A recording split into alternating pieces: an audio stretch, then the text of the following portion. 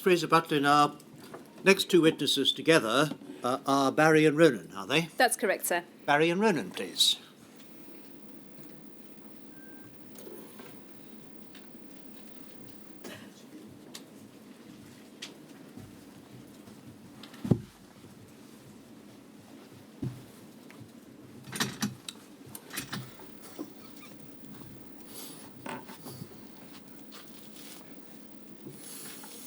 Please state your full name Barry James Fitzgerald.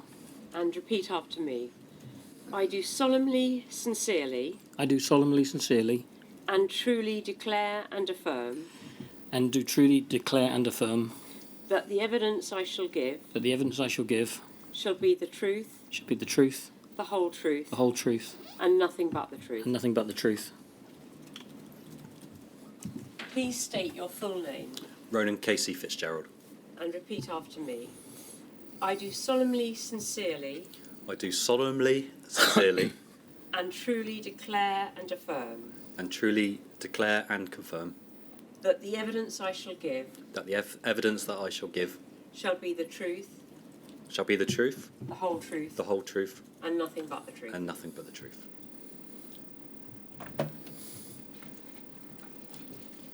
Barry and Ronan, you're here to tell us about Jane, your late wife, Barry, Yes. and your mum, Ronan. You've provided a photograph of her that we're going to put up on the screen now and leave it there throughout your evidence. Barry, can you start off by telling us a little of what Jane was like? Where does one start? Vivacious, lovely, full of life, liked travelling, loved children singing, liked animals, loved gardening. I would promote her to sainthood if I could. She was perfect. In August 1978, Jane was 17. It was before you met, but she had an ectopic pregnancy That's right, yes. and was given a blood transfusion. Yes. As far as you know, was the transfusion given in emergency circumstances? No. And as far as you understand, was she warned of any risks involved in receiving that transfusion? No, she wasn't. You met her a year later Yes. and married on Valentine's Day 1984. Yes. From then until 2004, was there any indication that Jane was unwell? None at all. During that time... Sorry, just not in a serious sense. Do you want to say any more about that? No. Nothing that would account for what happened afterwards. Just the various regular things everybody has. During that time, from the date of the transfusion through till 2004, was Jane ever contacted by way of a look-back exercise to say that she should be tested for hepatitis C? No, not at all. And if we look at W2819015, please, Paul, we have a reply from Jane's GP to a complaint letter that Jane wrote at the time, in about 2011, about the lack of information. In paragraph 3 of the letter, the GP says this: "As far as we are aware, we've not received any letter or notification from the Chief Medical Officer in 1995. That was in relation to a question from Jane about whether they'd received the letter from 1995 where the Chief Medical Officer asked GPs for their help to identify patients who may have been infected. So the GP here is confirming they didn't receive that letter. Nor were we informed by the Regional Transfusion Centre that you had received contaminated blood as a possible cause of hepatitis C. You'll appreciate that in view of our lack of notification, we were unable to trace, test or counsel you at that time." That's correct. In October 2004, Jane went to see her GP. Do you remember what the problem was? Not specifically. She had trouble in swallowing large lumps of food that she couldn't chew enough to be able to swallow, and I think she thought that maybe she had a growth or something in her throat, and she just needed it to be tested, checked out. She underwent a series of blood tests at that stage. Yes, And then received a letter telling her she had hepatitis C. that's correct. What was her reaction, and what was your reaction to that letter? Shock, absolute shock. It came out of the blue, and what little we knew of hepatitis C, that only a certain segment of society contracted hepatitis C and suffered from it. So there was no way that we thought that we would be part of that section. So it baffled us, bamboozled us, and puzzled us. We just didn't know what to do. We were shocked.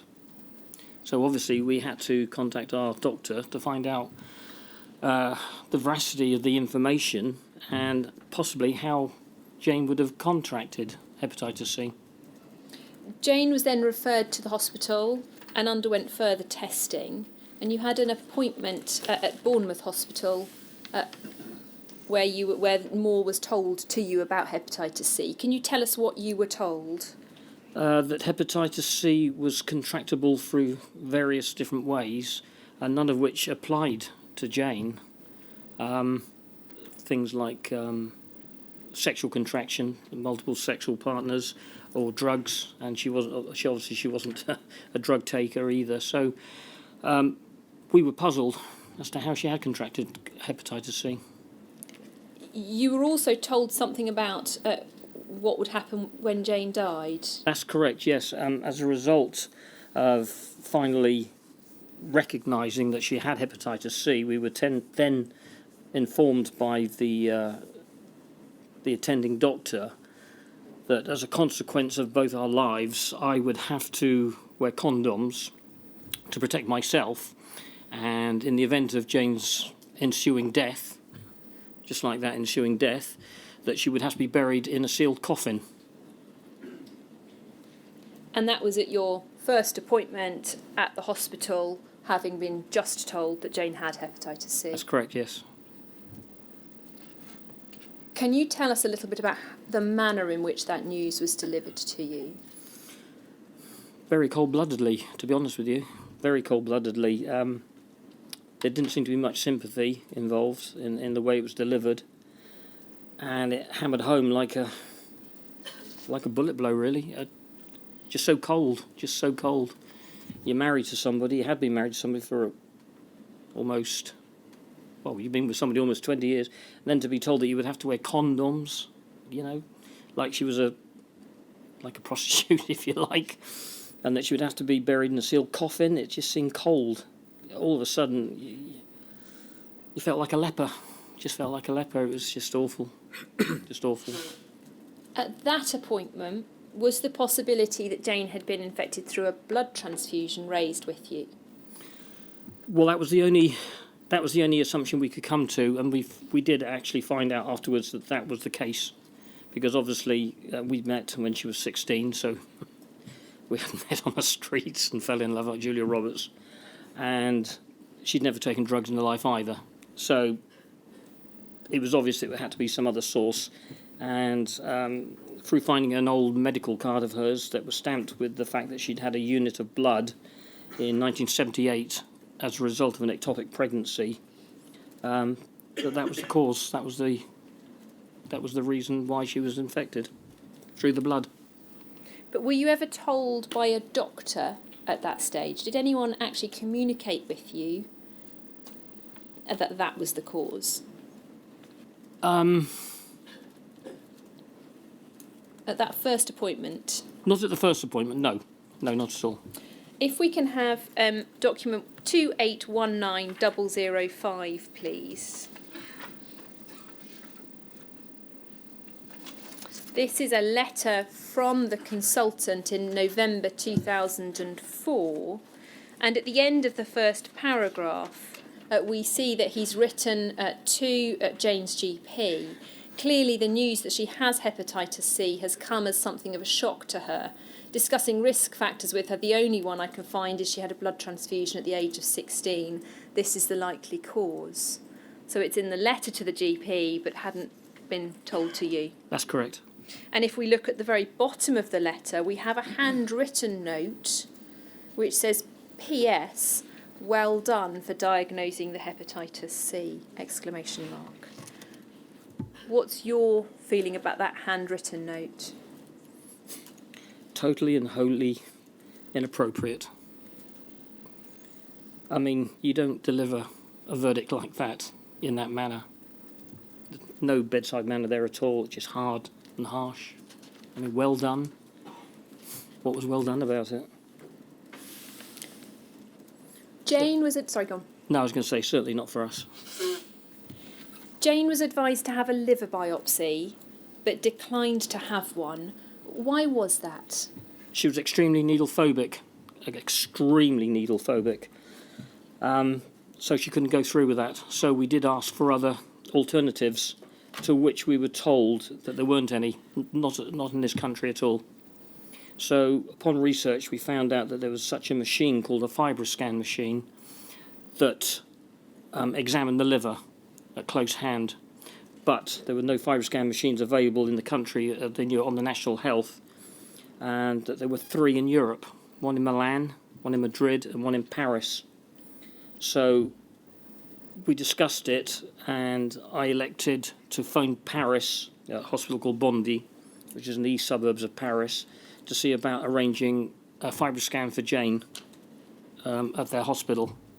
And I forget, it was funny, really, tragic, but through Pidgin English and Pidgin French, we managed to arrange an appointment, and we did end up in Paris.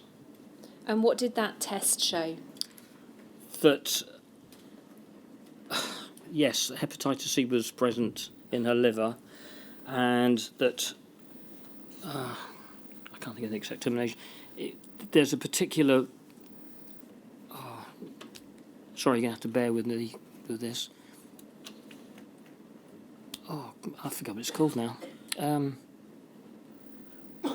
No, I'm sorry, I can't remember. There is a medical terminology to it, and I can't. Do you mean cirrhosis? Oh, yeah, but yeah, no, sorry, there was something else. There was something else. They're describing there are stages of the cirrhosis, and that she was at approaching stage 3. But yeah, she had mild cirrhosis. You then decided to continue having her monitored in the UK. Yes. Rather than going backwards and forwards to Paris. Yes. But Jane couldn't get an appointment with a consultant. What happened in that regard? I remember the consultant. I'm not too clear on it now for some reason, but I do remember that there was a huge presage for Jane to have a biopsy, but she couldn't go through with the biopsy. And as a result, we did feel as if there wasn't a lot of sympathy for her in that direction. And in the end, you involved your MP? Yes, Tobias Elwood. And what happened then? He took up the cudgels for us on our behalf to see what he could do, and in the end, really, he could do nothing because there was no FibroScan machines, and that biopsy was the only option. If we can have document 2819004, please. We've got the letter from Dr. Winwood back to Mr. Elwood here. And in the towards the end of the first paragraph, it says, the plan was to have a further investigation, which I can't go into detail of for reasons of confidentiality, but matters were complicated as Mrs. Fitzgerald did not wish to have this done according to normal procedures. I had written to a colleague to arrange this investigation, and it would appear this was never organised. In this respect, we're at fault and can only apologise to Mrs. Fitzgerald. And then he goes on at the end of the letter to raise his own concerns, whilst writing, it's the next page, Paul. Whilst writing, you'll be aware that there are significant commissioning issues between the local PCT and this trust. This affects my department significantly. Specifically, last year, the availability of funding for the treatment of hepatitis C was inadequate, with the result that there were nearly 60 patients left at the end of the financial year who needed treatment but could not be treated within that budget. We've already committed the funds for this year and still have 60 patients waiting for treatment until the next financial year. unless there is an agreement to increase funding for hepatitis C this year. Negotiations are ongoing with the PCT, but I would value your support in ensuring that resources are available for all patients who need treatment for hepatitis C according to NICE criteria. We should be able to provide this within a reasonable timeframe, which I would suggest is no more than 3 months. So on the back of the letter that Mr Elwood had written to Dr Winwood, he also raises his own concerns about the ability to treat patients with hepatitis C. In terms of Jane's treatment, was she able to have a FibroScan at Bournemouth? No. So where was she then transferred? Well, upon investigation, we then discovered that French A Hospital in Bristol had acquired a FibroScan machine. So I contacted French A Hospital with the support of our doctor to go to French A to have the FibroScan treatment there. When Jane was diagnosed, she was in her 40s. Can you tell us what her health was like Perfect. It was good. Yeah, like I said, apart from the odd little thing that people get, flu and stuff like that, she was a very robust, healthy girl. But then we both like walking and just took in lots of fresh air, as and when. And then you've said in your statement that she was fairly sprightly at first, but she did then start having some general aches and pains. Yeah, as the years went by from 2004 to 2015, she did deteriorate, but not rapidly. But there were signs where you're becoming more and more tired, more and more quickly. But over a period of time, like I said, they did worsen. And emotionally, how did Jane cope with her diagnosis? Well, emotionally, that's harder because the impact on our lives was very overpowering and dramatic because we had to change our way of life, we had to change our way of thinking. Obviously, Jane felt guilty because the advice that Dr. Winwood had given about wearing condoms didn't sit prettily with her or with me.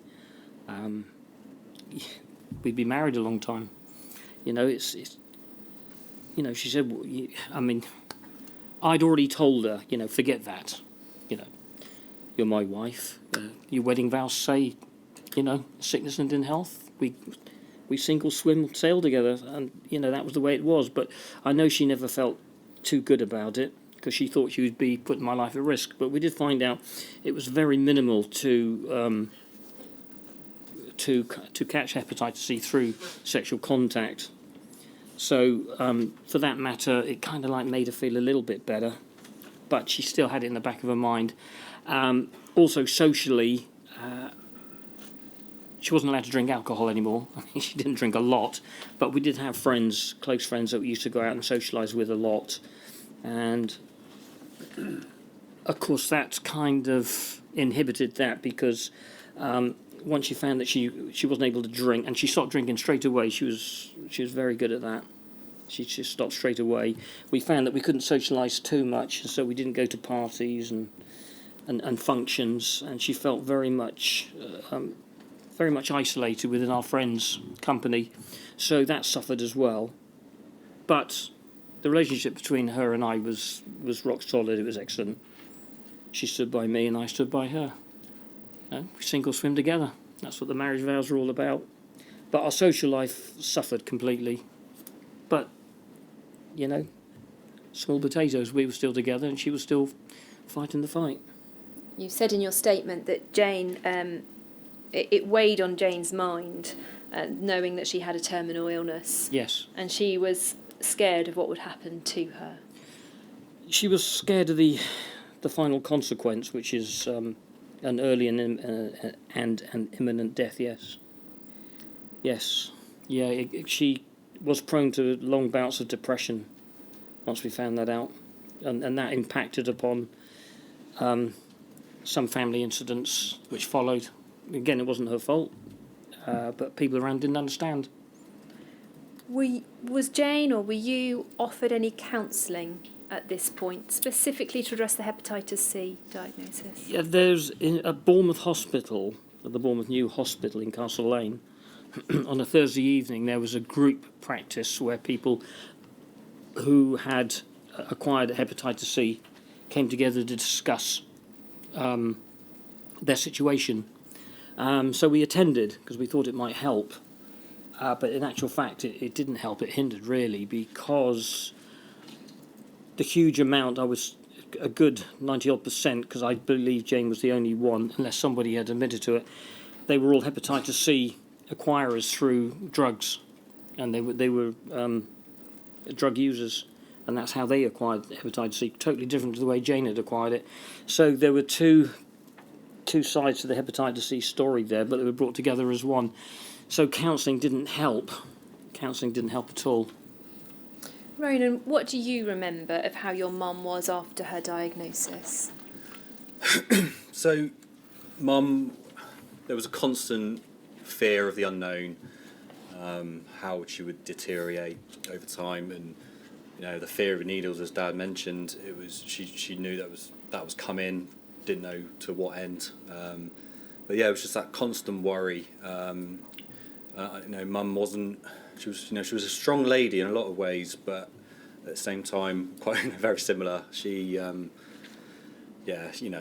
she felt like she was on her own, even though she definitely wasn't. And it was her way of she pushed people away. It was if I'm not going to be here, and she found it a lot harder to open up to people because she thought I'm not going to be here. So why make these friends? But at the same time, she never gave up. She always kept on fighting. She, went out. But it was very much she stuck close to those that were close to her. And they say the drinking. Mum had one drink when she became a grandmother. In all the years, a small one as well, because she wanted to prolong her life as long as she could. So yeah, it was just that real fear of the unknown. But at the same time, she kept a lot for me as well, and my brother. That's what mums do. They protect their children, and but you could see that it changed Mum forever. She wasn't as warm as and as happy as she was before she was, told that she had hepatitis C. So. Jane was seen in Bristol Hospital for a period, but was then lost to follow-up again. And eventually in 2009 she went to Southampton for treatment. And she was seen there for about 5 or 6 years. What was your experience of her treatment there? At Southampton? Southampton. It was like a breath of fresh air, to be honest with you, within the medical profession, because they seemed to be more au fait with the hepatitis C disease, and therefore they knew how to empathise with the patients. The bedside manner, I think you call it. It was excellent. It was excellent from the clinical nurses up to the consultants themselves. So we felt a lot more comfortable about it. Obviously, we had to travel, but it was worth it. It was worth it. Bournemouth was just across the road, but Southampton was up the road a lot further. But it was preferable, much preferable. Jane was offered treatment during this time for the hepatitis C, but declined it. Why was that? Sorry. So, during this time, she was offered interferon treatment on several occasions between 2004 until 2015. Do you recall what her reasoning was of declining interferon treatment? I'm unclear about that. I'm not too sure whether that was going to be administered through an injection. So you That I'm not sure. If that is the case, and it wasn't just tablet form, then she would have kept that from me. You've said in your statement that it's because of her needle phobia, because of the low success rates, and because she knew that the side effects were terrible. That's right, yeah. Like I just said, her needle phobia was huge, but but she did keep a few things from me because she knew that I would worry. So if I did not know certain aspects of her treatment that she was terrified of, and if I didn't know them, I wouldn't bully her gently into going ahead with them. So some things, like I say, and like Ronan has said, she did keep from us. She ultimately started treatment in August 2014 with ribavirin, sofosbuvir and ledipasvir, which were non-needle. They didn't need to be injected. Yes. Do you recall how Jane coped with that treatment? Well, admirably better than having an injection. Mentally, she improved because she thought now that she could have treatment that didn't involve needles, that maybe she had a chance. But unfortunately, that wasn't to be. By the time she was having the treatment, her liver had deteriorated quite considerably. Yes, it had, yes. And she had developed ascites, which had to be drained regularly. That's correct, yes. Ronan, you have quite a strong recollection of your mum having to have those procedures. Yeah. Can you tell us about that? So, Mum had to be drained about 7 to 10 days, every 7 to 10 days. And yeah, she got very, very large from the fluid. And yeah, there was quite a few occasions where she would get there early to Southampton, really early. I think it was 7:30, 8 in the morning, thinking she'd be receive the treatment, within an hour. But she'd be left in a waiting room for 5 hours, up to 7 or 8 hours before they even get going with the drain. So then she'd be there all night, and then obviously the commute to Southampton there and back, absolutely exhausting days. And this has all obviously taken a toll on myself, and it happened too often. I did phone up Southampton Hospital to lodge a complaint.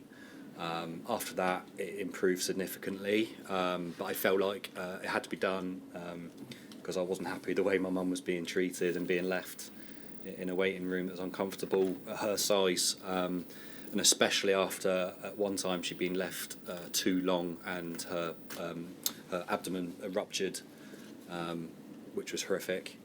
So I, knowing that, I didn't want that to happen again. So yeah, on the whole, the treatment from Southampton was a lot better than at Bournemouth. But yeah, just the waiting that she was made to go through was just unreasonable, and I had to get involved as a protective son. You went on a family holiday to Florida in October 2014. Yes. And It was September into the October. October. Sorry. No, that's fine. You said in your statement you think Jane had the sense that it would be the last family holiday. What makes you say that? What was it that gave you that sense? Well, our grandson that Ronan mentioned, his birthday was. So the plan was for him to see Disneyland for the first time, Disney World, and she was looking forward to seeing that. But she had this overriding feeling that if it was the last time, she'd rather she went alone with me, because we went to America a lot, twice a year sometimes, and we loved it. It was our favourite place. And I think she'd like to have had her last holiday in America with me. I mean, notwithstanding the fact that we were with the family, of course, but it's then that I began to feel that she thought she was never going to go again. And of course, she was right. But it was a nice holiday, and our grandson had his I think it was his birthday then, yeah, birthday, and it was a joy to watch him enjoying Disney World, seeing it through new young eyes again. It's a great experience. But yeah, she was right. It was the last time she ever went. In June 2015, Jane was referred to Addenbrooke's to be considered for a liver transplant. Yes. What happened at that review? Right, well, we were there for 4 days, and I stayed on site in a cottage, which they provided, which is damn good, actually, really good. And she went through all the appropriate tests.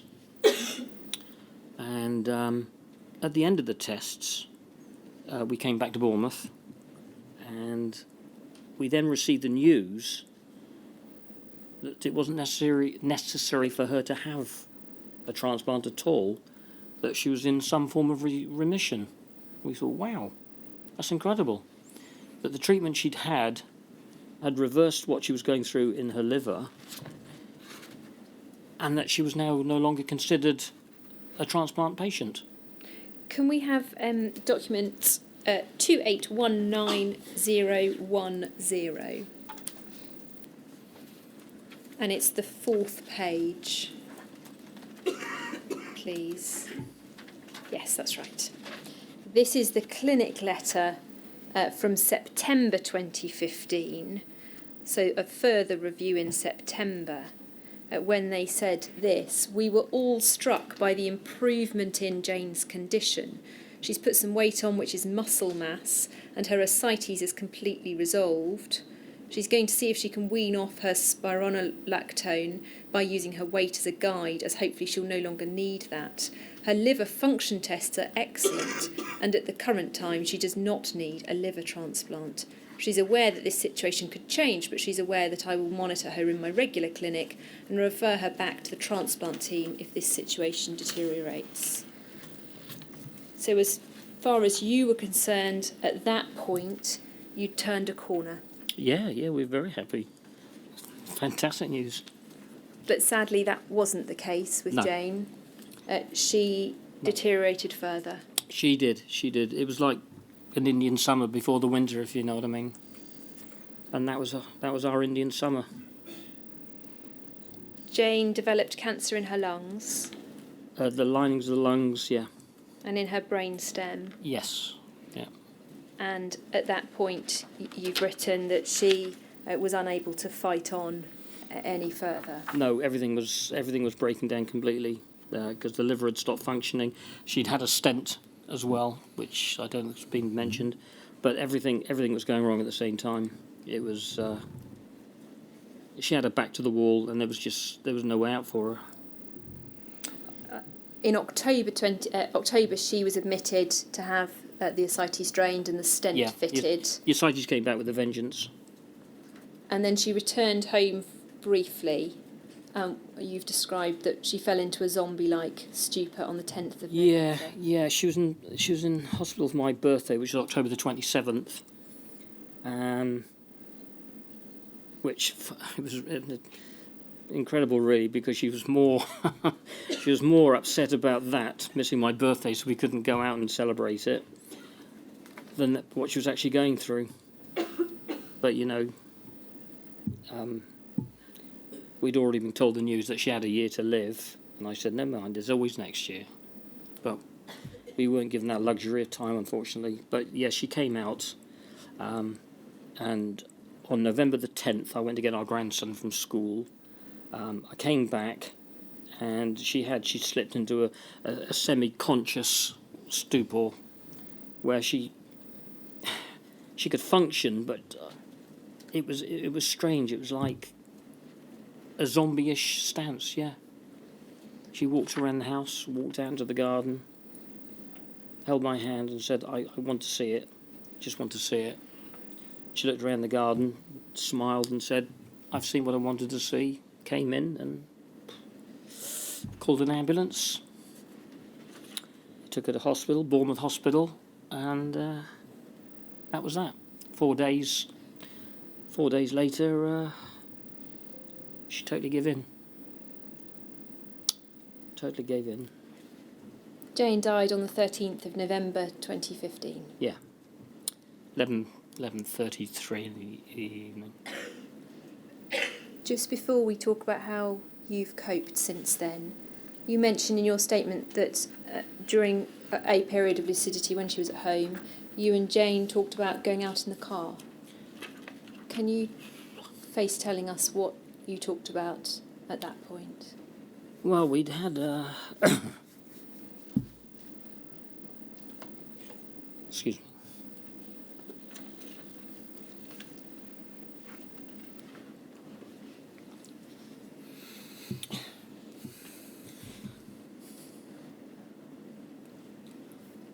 We had a long conversation about what was going to happen, what we both wanted, what she particularly wanted, and I felt then that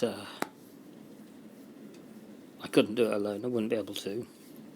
I mean, we've been together a long time, best part of 40 years, really. And I said, why don't we just go to our favourite place, just sit in the car, and go together. And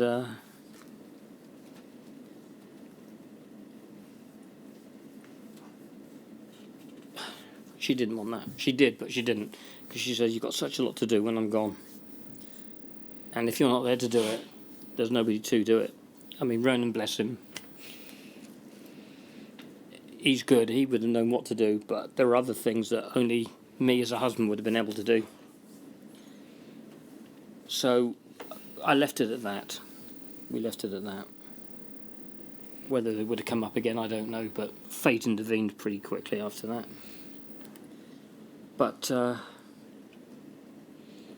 yeah, that was the intention. That's what I wanted to do. But it didn't happen. I'm still here. But at least I can talk about her and fight a case for her. And all the other victims of this terrible disease that's affected so many. After Jane died, you then had a battle about her death certificate. That was thanks to Ronan, to start with, yeah. Yeah. Would one of you like to tell us about that? So, obviously, Mum had passed, and we were presented with the death certificate, which had no mention of contaminated blood. It said Mum had died of pneumonia due to liver failure, and obviously Dad was in a bad. We were both in a bad way, of course, but I think because Dad was in a denial for quite a long time, and to looking back, it was in a good way because it kept Mum positive, whereas I was very realistic. I didn't live with Mum every day, and I saw her deteriorate when I saw her, whereas Dad didn't see that. So when the death certificate was presented, I wasn't happy, and I did advise Dad that we need to get contaminated blood put on the death certificate as the reasoning for Mum's death. And we spoke to the consultants who they hadn't heard anything to do with contaminated blood, and they were reluctant to put that on there for whatever reason. And yeah, Dad did that. We contested and got that through a few days later, and it was added to Mum's death certificate. But it was as a result of some way down, but as a result of contaminated blood, liver failure, and such like. So, but yeah, we had to fight tooth and nail for that, didn't we? Yeah, we did. The add insult to injury, really. Yeah, I to be honest with you,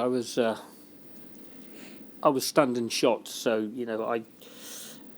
I didn't care really at all. It was thanks to Ronan saying to me, Dad, we have to fight that. It's down to me to fight it.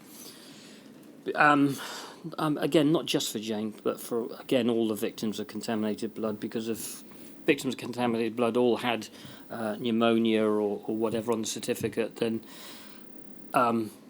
they and their families would have been cheated of a decent, reputable verdict. And Jane did not die from pneumonia. They said the final cause of her death at the last minute was pneumonia. I knew it wasn't. It was impossible. It couldn't have been. And when I said, no, I'm not going to sanction the release of her body without some notification of contaminated blood on the death certificate, and they then came back to me and said to me that, that was an offence if you don't accept to receive the body after 12 days, I believe it was. And I said, well, I can't, not without a decent verdict on the death certificate. Finally, though, it was good. We finally got it. Death was due to the administration of a contaminated blood product. We can see the death certificate. It's 2819011. And we can see in part 9, cause of death. Pneumonia, 1A, pneumonia, 1B, adenocarcinoma of the lung, pleura, and 2, liver cirrhosis due to hepatitis C, acquired by transfusion of contaminated blood products. I'd just like to say, pneumonia, I know it can be deadly, to certain people who are weak physically, but when you've got the adenocarcinoma of the lung plus the pleura and the metastatic, and then liver cirrhosis due to hepatitis C, contaminated blood product, it does make the addition of pneumonia totally irrelevant as far as I'm concerned. So, yeah, thanks to Ronan, I did fight it, and there was no way I was going to give in. I would rather have been indicted for not performing my duties and accepting the original. I'd rather gone to a prison than done that, to be honest. So I'm glad we did fight it and win in the end. But that would have given me a pulpit by which I could have talked about hepatitis C anyway, and I think they knew that because I told them. So, Ronan, we got it. you had suffered from ill health while your mum was ill and after she passed away. Can you tell us about that? So I remember vaguely, mum and dad sitting me and my brother down, with the news that mum had contracted hepatitis C, and that we should get tested regularly. It was every 6 months I'd get tested. I was 22 years old and I was in the army. I think I was very naive, not just to hepatitis, to a lot of illnesses. I've been one of the fortunate, having had good health and not been around people. I didn't know a lot about haemophilia. So I was young. I was went to war, and I would say I was very naive and I wasn't aware of the facts. It wasn't until Mum showed me the tainted blood group, and I went on there and read a lot of information and watched a lot of videos, and it was scary. And so I can't remember timescales of when it really sort of hit home of the severity of the situation. But I looked at my mum and thought, she looks well. I thought, shorten her life for a year or two or something. But it was only when I, liver failure and everything else, I worried. It was, for me, I know my mum. I know she got fear of needles.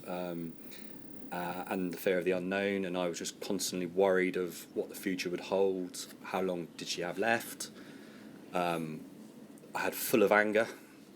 I mean, real anger, without anyone to take it out on, which, it affected my health, which I was always feeling guilty about when, you meet such lovely people, here in the room and elsewhere, that with real medical conditions, and I was a young man with headaches and severe tiredness, and I was thinking, my mum's dying here. I shouldn't complain, and I didn't want to tell my mum about that because what she was going through, didn't want to add to her worry. But I did feel worse and worse and worse and worse. I became a father. Was that 2010? And I became a step parent as well. So I had all that going on, and I became too unwell to really support my wife. I was misdiagnosed for about 2.5 years. I was treated for depression. I knew I was sort of down, and I didn't know what was wrong with me, and I knew, I knew that I wasn't well, but I didn't feel depressed. But I wasn't in a good place, and you listen to the medical professionals. So I gave it a go and took some tablets, and took it seriously, and didn't feel any better.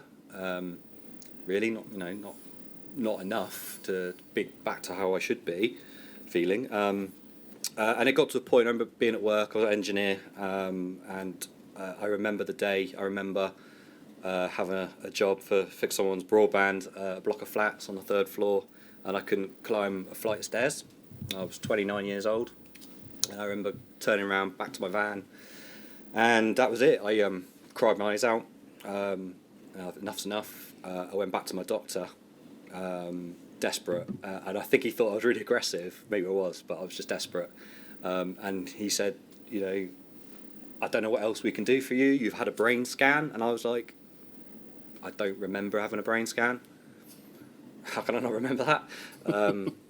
Crazy. And they said, right, we'll do another lot of blood tests. Had the blood tests, and within an hour the doctor phoned me back up and said, I'm really sorry, but yeah, you've got a hyperthyroid problem. Your levels are 3 times higher than they should be, and it's pretty dangerous if untreated. And I thought, great, at least I know I'm not crazy, depressed or whatever. So yeah, he was great, and I told him he didn't need to apologise. We got on a course of treatment, and I did start feeling better. But it wasn't until Mum finally passed away that actually my symptoms improved significantly, because I didn't have to worry about her anymore, which you feel guilty again, you know. So yeah, you know, I've suffered with depression on and off, and as I say, it's got better as time has gone on. You know, it's been almost 4 years now since Mum passed, and I feel the strength from Mum. Been very lucky having that contact since she's been gone, and I've pushed on in my career, and that's all because of Mum behind me. So. But your doctor, when you were diagnosed with a hypothyroid problem, indicated that it was probably caused by the prolonged stress and worry that you had been under. Absolutely, and say I was told that it could be that it's a permanent condition. There was a genetic thing in the family with the hypothyroid, so the other way, and we wouldn't know without going for a bit of time whether this would be a permanent condition or not, or whether I'd end up hypothyroid or not. But it turned out it was thyroiditis, and it was temporary, and it was purely prolonged stress and worry, and that was only because of my mum. No other reason. Life was good. I'm healthy. You know, we've got a good family and healthy children. So I put it all down to my mum, because I went from strength to strength, you know, every week after Mum passed. Barry, when Ronan was speaking earlier, he said that he was the realist and that you'd been in some denial while Jane was ill. Yes. Can you tell us a little bit of the impact on you since Jane has passed? Blimey. If you'd rather, I can read No, a section of your stuff. it's... Thank you, but I don't know if anybody agrees with me, but yeah, I was in denial, and I think a lot of people adopt that stance to help them get through things. That was my way of fighting, and I've always been a fighter. I love fighting. Principles, that is.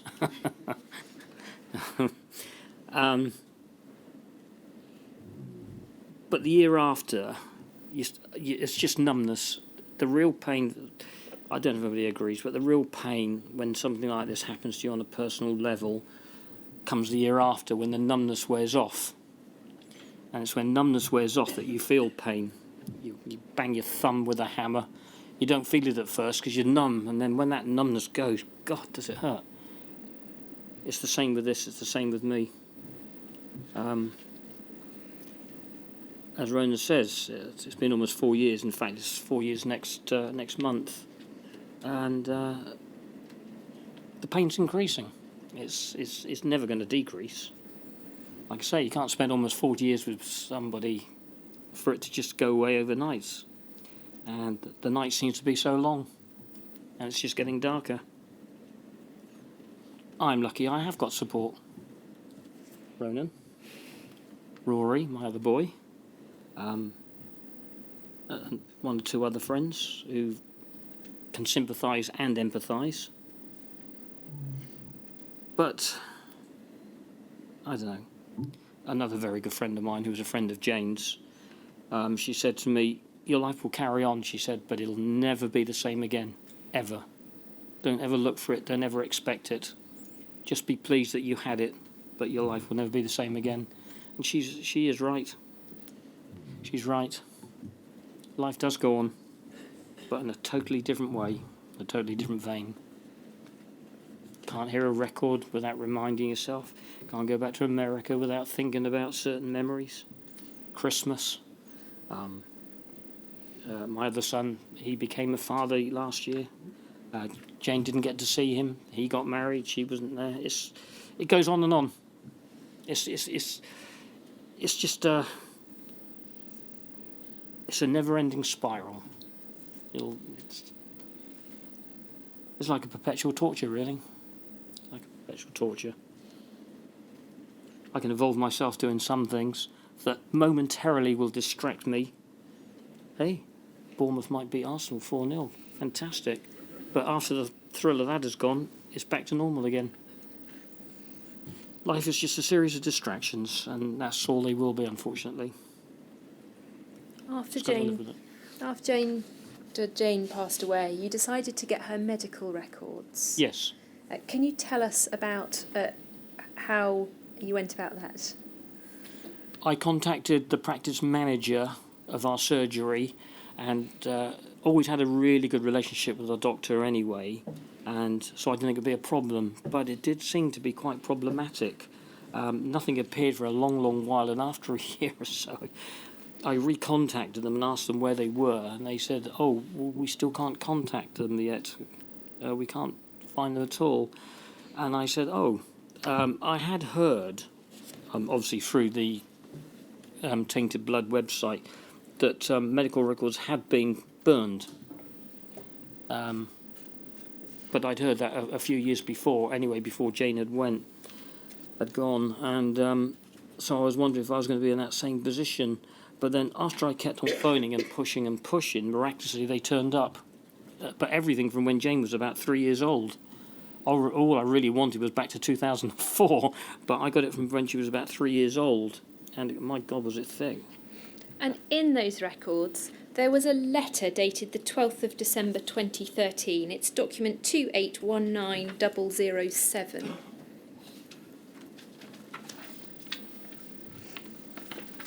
It's a letter from Public Health England to her GP, informing her GP that she had, in the first sentence, the above patient has been recently notified to me as being antibody positive for the hepatitis C virus. That was almost 10 years after her diagnosis. And you have no idea why that letter was sent at that time? No, not at all. And if we look at the next page, it contains an information sheet that sets out the Dorset viral hepatitis referral pathway. And you've both said that you find it very upsetting because there's no reference in the pathway to infection through infected blood or blood products. That's right. The discussion is focused on sexual activity and drug misuse. Mm-hmm.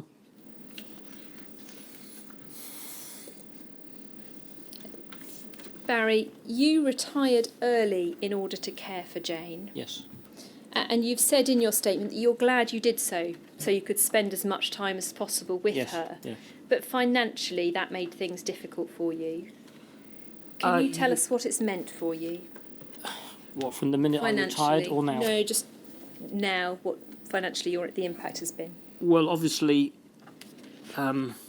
retiring from a fairly well-paid job, that was a blow. And then, obviously, Jane wasn't able to work, so we lost her salary as well. However, we did have some form of compensatory payment from Skipton Fund and the Caxton Fund. Wasn't as much, but it was still good. But after Jane passed away, they paid it for another year. Then after that, it was just stopped dead. So then all I was left was my occupational pension from my previous job, and now since of last year, I get the national pension. So it has relieved it somewhat, but it has been quite difficult. Yeah, it has been very difficult. When Jane was still alive, you had already downsized to release some money. Yes, From a 3-bed house to a 2-bed bungalow. that's correct. Yes. But now you describe that you live fairly frugally. I feel I have everything I need now, even if not everything I want. I live fairly frugally, and if I were to receive any more money, I'd likely give it to the children to help them, or to visit America once more, to see the places that were meaningful to Jane and I. That's correct. If you want to pardon a very, very poignant reminder, when the money is received, I just term it blood money, and I don't want any part of it. And that was one of the things that I discussed with Jane during her last few lucid moments, that I would make sure our 2 children were well looked after and that they had everything they wanted. And that's the way it's going to be. That is the way it's going to be. I have no need for it because, obviously, her passing away has provided the passageway for the freedom of the money to come my way. So, how can I prosper from that? I just don't want that. So we both agreed. Well, I told her, and she was pleased about it, that I'd look after Ronan and Rory. And Ronan, after your mum passed away, you found boxes of letters that your mum had written. Yeah, I had some things in Mum and Dad's attic, and yeah, I've just shot boxes and boxes and boxes of files of letters that Mum had sent. I had no idea that she sent. I knew she had written. Mum would always write letters, but to prime ministers, and I don't recall who, but it was all the medical staff for answers and for advice and for help and support. So she was always really keen to understand what it was she was dealing with, and give her the best fighting chance. But yeah, I'm just shocked at how the amount of letters there were contained in the attic. I couldn't believe it. And shortly after your mum passed away, you attended a debate at the Houses of Parliament. What happened then? I can't remember quite how long after it was. It was the first few months, I think it was 6 months. So yeah, me and Dad went up to London for that campaign. It was the first one I'd been involved with, actually, and it was subsequently delayed by the Steel debate at the final hour. There was a lot of really poorly people there, and some had to leave early and actually miss our debate as a result. And it was just, deeply upsetting that we just got pushed to the back of the queue. And this was, say, my first experience of it, and I just thought, this had been going on for so long. How many times has this happened? But I did. It was great to be involved and to meet so many people that supported me over the years, and be part of that. I just wish I could have done more campaigning, but I think if I could have done more, I could always think there was more I could have done. But when you're working full time, I've done what I can. But that day was just deeply upsetting that we were pushed to the back of the queue again. You both have something you want to say to end your evidence, but before I invite you to do that, I'm just going to turn to Ms. Gibbs and see if she has anything she'd like me to raise. Of course. Good. Ronan, I think you had something you wanted to finish with.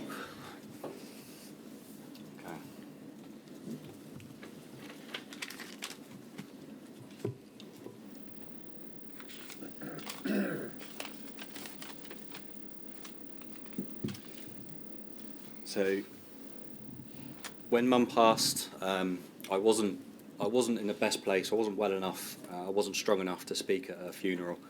So I wanted to say a few words and a poem, and then I'll finish off at the end. So, right. At 11:33 p.m. on the 13th of November 2015, your pain and suffering came to an end. But losing you has left an irreversible and immeasurable ache in our hearts. We think about you every single day, every family meal, every birthday, every time the sun shines down on us, every time a robin lands close by, every day. My father has lost his wife. My brother and I have lost our mum. My 9-year-old son will grow up without his nanny. What memory will he have of her? Mum was not here to see my brother get married or get to hold her second grandson. One day we will all be together again at the back left-hand corner of heaven. Until then, we'll continue to meet in our dreams.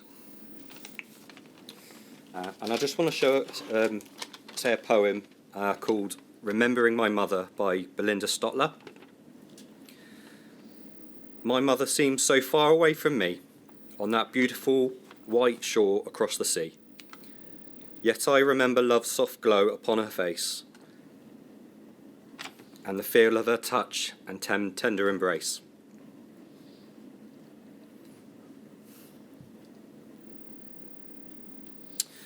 When I am weary from the burdens I've borne and the path is unclear and I feel so full on, I remember her love and support was always near, and her advice made the path ahead seem clear. When I feel there is no one who seems to care, or when the heartache seems too hard to bear, I remember how she always stood by my side and would tenderly wipe away the tears I cried. When there are moments of great joy and pride, and I wish my mother was standing at my side, I remember she saw more than I thought I could be, and know I owe my triumphs to her belief in me. When I reminisce about the things she used to say, and I miss her, and I think she is so far away, I remember what she gave lives on through me, and one day I'll see her on the shore, across the sea.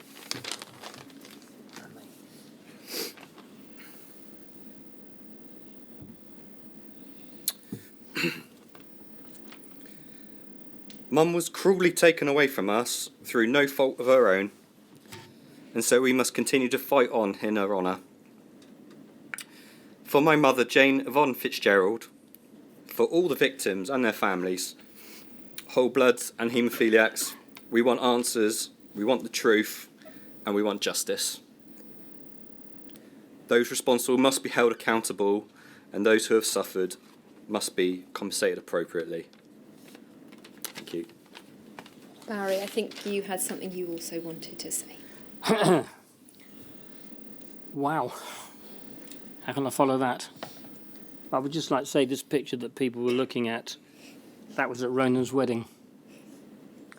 And it's just heartbreaking that the two of us couldn't have been together at Rory's wedding. But she was there, we know that. Yeah, I just couldn't hold her. Right.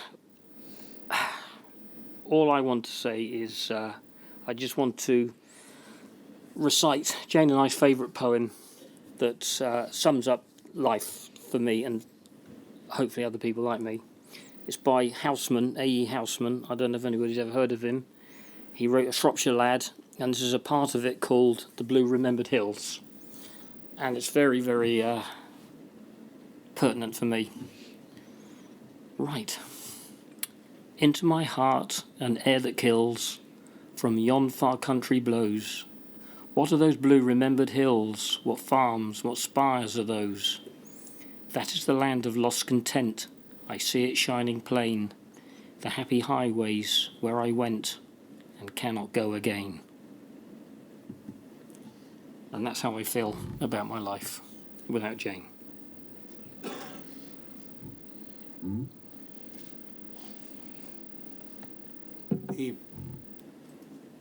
Your testimonies show how valuable oral evidence can be in understanding the full depth of what you have to say in a witness statement. There's something about the way that both of you put matters in a matter-of-fact way, but when you listen carefully, you begin to realise how deeply Jane's suffering and death has affected you both, and how difficult it must have been to be able to show that as you have done in public. Thank you very much. Thank you, Brian.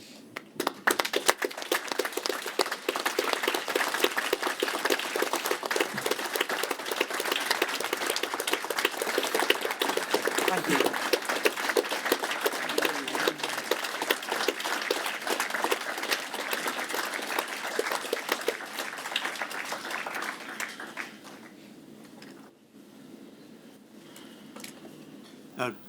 Tomorrow we start at 10. We do, sir. And we have? We'll be hearing from Trevor and Louise Marsden, Mark Stewart, Annette Hill Stewart, and Baroness Jane Campbell. So tomorrow at 10 o'clock.